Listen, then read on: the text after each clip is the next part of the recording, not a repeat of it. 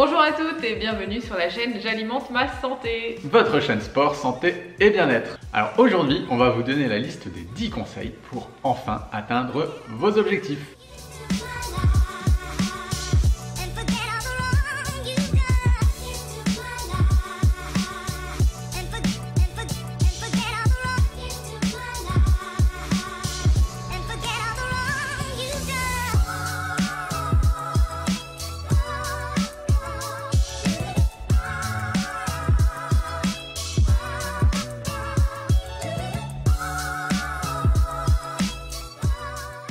Le premier conseil, ma chérie.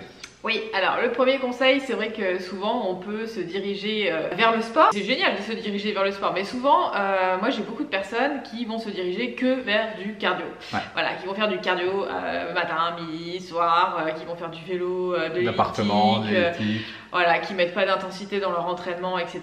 Et ça pour moi, du coup, tu ne peux pas atteindre tes objectifs si tu fais que du cardio et si vraiment ton entraînement c'est que basé là-dessus. Alors attention, moi j'adore aller courir, j'aime beaucoup le cardio, c'est vraiment super. Par contre, si votre objectif c'est vraiment une transformation physique, une perte de poids ou une modification de son apparence physique tout simplement, c'est sûr que le cardio, ça va pas être non plus le meilleur allié. Ça va être limité. Ça va être un peu limité, donc les hits, ça peut être super intéressant. Nous, on travaille beaucoup avec les hits, mais aussi la musculation, le poids du corps, des choses comme ça. Donc, il ne faut pas hésiter à rajouter un petit peu tout ça. Ensuite, le deuxième conseil, là, on va plus parler nutrition, alimentation. Ça va être de manger des protéines. Attention à bien manger ces protéines à chaque repas. Il faut qu'il y ait des protéines à chacun de vos repas. On peut faire un mélange de protéines animales, végétales. Encore une fois, ça dépend aussi le profil de chacun. Il y a des personnes qui auront besoin de protéines animales à chaque repas. Il y a des personnes qui pourront faire un ou deux repas et éventuellement végétariens. Mais le tout, c'est d'avoir des protéines vraiment dans chacune de ces assiettes. Des protéines qui sont vraiment indispensables au bon fonctionnement de notre organisme et aussi, comme on le disait tout à l'heure avec le sport, si on souhaite transformer son corps, les muscles vont demander des protéines pour se reconstruire après l'effort. Ensuite, troisièmement, ça va être de manger lentement pour avoir une bonne satiété. J'ai beaucoup de personnes qui n'atteignent pas leur objectif à cause de ça, parce qu'elles ont tendance à manger trop vite. Souvent, j'ai des personnes qui sont au bureau, voilà, qui mangent sur le pouce, qui mangent leur repas en 2 secondes, super vite, etc. Et du coup, on n'a pas le temps d'atteindre la satiété, ce qui fait qu'on peut manger trop de calories en un repas. Par exemple, moi je sais que si je mange un burger qui fait 800 ou 1000 calories, ça va être mangé en 2 secondes, surtout si c'est du fast food. Et après, j'ai pas le temps en fait d'avoir la satiété parce qu'il faut à peu près une demi-heure, entre 20 minutes et une demi-heure pour que vraiment le cerveau il ait pris conscience qu'on est en train de manger, qu'on est en train d'apporter des nutriments et pour qu'on ait cet effet de satiété. Donc prenez le temps de manger, de mâcher, de pas avaler tout rond. Déjà c'est pour votre santé aussi, c'est très important. Ensuite, quatrième point, on a parlé des protéines, mais on veut aussi parler des glucides. Alors attention aux glucides parce qu'ils ont mauvaise presse. Ça fait, je sais pas, depuis quelques années. Faut pas en manger faut pas manger des glucides le soir. Les glucides c'est le mal. Les glucides sont vraiment devenus l'ennemi à abattre si on souhaite perdre du poids, si on souhaite transformer son corps, alors que pour nous c'est vraiment un non-sens. Pour nous les glucides c'est vraiment le substrat énergétique préféré du corps. Sans glucides, on n'a pas d'énergie. Sans énergie, on ne peut pas aller s'entraîner, on ne peut pas travailler, on ne peut pas être heureux. Et on ne peut pas atteindre ses objectifs. Du coup, on ne peut pas atteindre ses objectifs. Le corps a besoin de glucides, même pour enclencher un processus de perte de poids. Ça demande beaucoup d'énergie à son corps. Donc, ne voyez surtout pas les glucides comme vos ennemis, mais voyez plutôt les glucides comme vos amis, comme vos alliés. Alors, attention, il y a glucides et glucides. Les glucides, c'est un énorme panel. C'est un macronutriment dans lequel il y a beaucoup d'aliments parce que le sucre blanc, les haribots, les bonbons, c'est des glucides. Les fruits, les légumes, c'est aussi des glucides. Donc, ne supprimez pas les glucides. Ça, c'est le premier point. Et choisissez plutôt des glucides de bonne qualité. Alors cinquièmement, ce qui est très important pour atteindre ces objectifs, c'est d'avoir une conscience au niveau des macronutriments dans son assiette.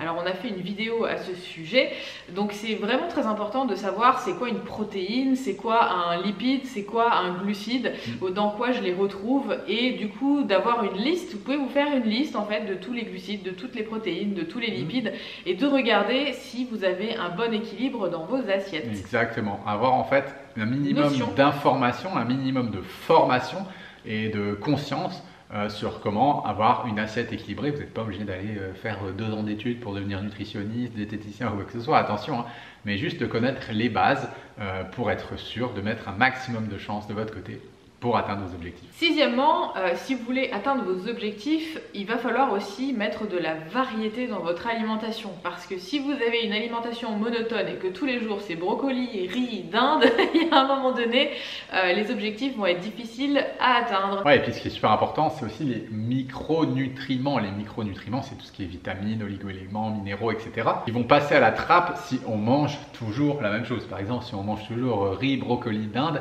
eh ben, il y a plein de micronutriments qu'on ne trouve pas là-dedans. C'est pour ça que c'est super important de manger varié et de changer les sources d'aliments qu'on va pouvoir consommer. Alors, septièmement, c'est très important de savoir lire les étiquettes. Souvent, c'est vrai que dans mes accompagnements, on me dit tiens Céline, si j'achète ça, est-ce que c'est bien? Je dis est-ce que tu as lu l'étiquette déjà du produit, hein, qu'est-ce qu'il y a dans le produit? Est-ce que tu as conscience en fait de juste de lire l'étiquette? Déjà au niveau de la composition du produit, c'est important de pouvoir comprendre quels sont les nutriments qui sont à l'intérieur. Est-ce qu'il y a du sucre? Est-ce qu'il y a des additifs? Est-ce qu'il y a des exhausteurs de goût, etc. Donc déjà c'est important de lire l'étiquette pour savoir la composition et ensuite lire les étiquettes aussi pour voir quelle est la répartition en macronutriments.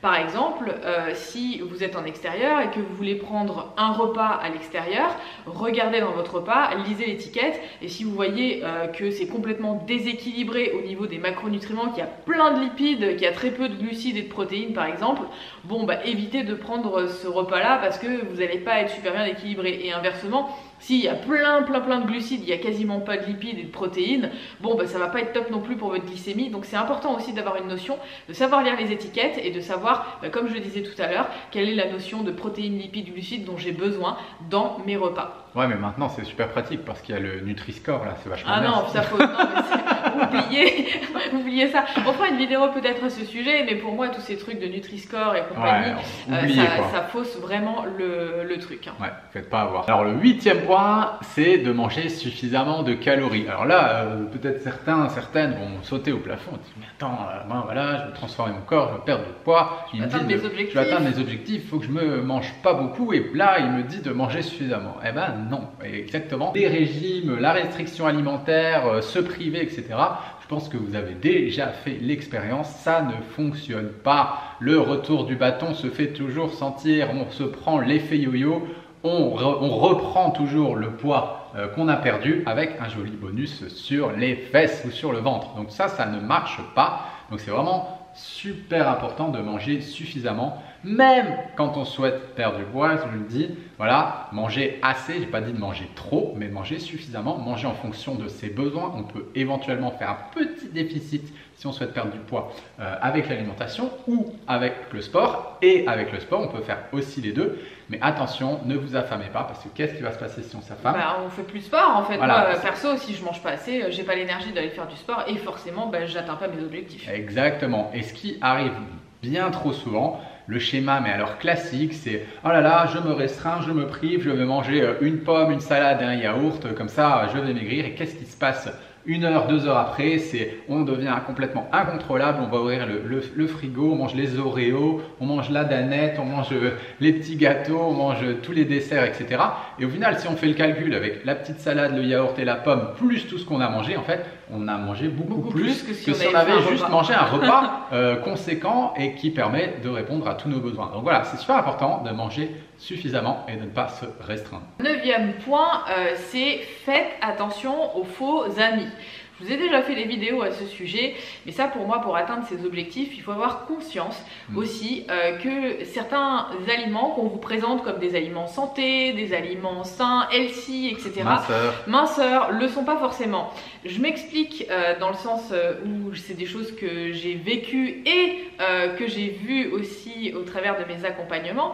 Par exemple, les oléagineux ont bonne presse parce que les oléagineux c'est bon, c'est sain, les noisettes, les amandes, et du coup comme dans sa tête on se dit ça va, c'est bien, c'est des oléagineux santé, c'est juste des amandes, et on en mange beaucoup trop. Et je sais pas si vous avez déjà juste regardé combien il y a de calories au 100 grammes pour des oléagineux, et c'est là que vous apercevez qu'en fait, soi-disant, c'est des aliments bons pour la santé. Alors je dis pas que c'est mauvais pour la santé, hein, attention, je dis que comme ils ont bonne presse, on a tendance à en surconsommer et on va avoir un effet où on va manger beaucoup trop de calories. Exactement. Après, il y a tout un tas d'autres faux amis, c'est tous les faux amis que les industriels vont vous présenter comme des aliments. Céréales fitness, voilà, spécial K, les galettes de riz. Voilà, pas tout ce qui est emballé et qui est soi-disant bon pour la santé, minceur, etc. ou de grandes marques célèbres, etc. Vous pouvez vous dire, oula, là il y a peut-être anguille sous roche, et ne vous faites pas avoir par tout ça. En général, c'est des outils marketing qui sont mis en avant pour vous faire tomber dans le panneau. Donc soyez avertis et ne tombez pas dans le panneau. Ensuite, on va terminer avec le 10e point, et là on va vraiment parler de toute la sphère et de la sphère émotionnelle, des questions à se poser quand on a faim, quand on a envie d'aller vers le frigo. Quelles sont ces questions du coup qu'on peut se poser quand on est confronté à ça? Alors si c'est une alimentation émotionnelle, c'est vrai que c'est l'émotion en fait qui va engendrer l'envie de manger quelque chose, et c'est pas parce qu'on a faim, c'est plutôt parce qu'on veut compenser un manque ou un stress lié à une mauvaise nouvelle, à son conjoint avec qui ça s'est pas bien passé, avec son patron avec qui on a eu des rapports qui étaient pas terribles. Donc du coup il y a ce côté oh là là mon Dieu, j'ai un stress dans mon corps qui vient, j'ai une émotion et puis je vais me diriger vers le frigo parce que j'ai l'impression que c'est là quelle est la solution en fait, alors que pas du tout. Donc les questions qu'on peut se poser quand on est confronté à ce genre de situation, c'est comment je me sens en fait, tout simplement. J'ai envie de grignoter, j'ai envie de me diriger vers le frigo, j'ai envie de manger alors que j'ai pas vraiment faim et que les signaux physiologiques de mon corps ne m'indiquent pas que j'ai besoin de me nourrir. Les questions qu'on peut se poser, c'est comment je me sens émotionnellement. Faire ce que nous on appelle en fait un scan émotionnel et se dire ok, est-ce que je ressens de la colère, de la frustration, de la tristesse, de la culpabilité, nommer l'émotion, etc. Il y a tout un processus et pouvoir se dire comment je me sens vraiment et est-ce que j'ai vraiment envie de manger ou est-ce que c'est l'émotion qui m'invite à manger. Donc tout ça, c'est vraiment un sujet qui est intéressant, important, et pour nous, en fait, on ne peut pas passer outre ça. D'ailleurs, toi, tu l'as vécu pendant des années et tes émotions, elles t'ont joué des tours pendant de nombreuses années. Oui, c'est très compliqué d'atteindre ses objectifs quand on a les émotions. Parce que du coup, on va surconsommer des aliments, on va manger des choses qu'il ne faut pas. Donc si on ne travaille pas non plus sur son système émotionnel, ça va être très compliqué également d'atteindre ses objectifs. Comme je le dis souvent, comme on le dit souvent, pour nous, ça ne sert à rien en fait de donner un plan alimentaire ou de faire un rééquilibrage alimentaire avec une personne tant que ses émotions en fait, tant qu'elle n'a pas mis, tant que ses émotions guident ses actions ou son inaction. Parce qu'il faut bien comprendre qu'une émotion, ça vient du latin qui est ex movor en fait, qui veut dire mouvement. Donc nos émotions, elles vont nous pousser à l'action, ça va être une impulsion qui nous met en mouvement, ou bien elles vont nous laisser dans l'inaction. Par exemple, je suis triste parce que ma copine ou mon copain m'a largué et je reste dans l'inaction. Ma tristesse me pousse à rester devant Netflix,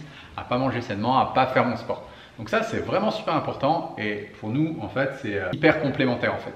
Donc tout ça, on en parle vraiment en détail dans la conférence qu'on va donner dans les prochains jours sur le lien justement entre les émotions, la prise de poids, la minceur.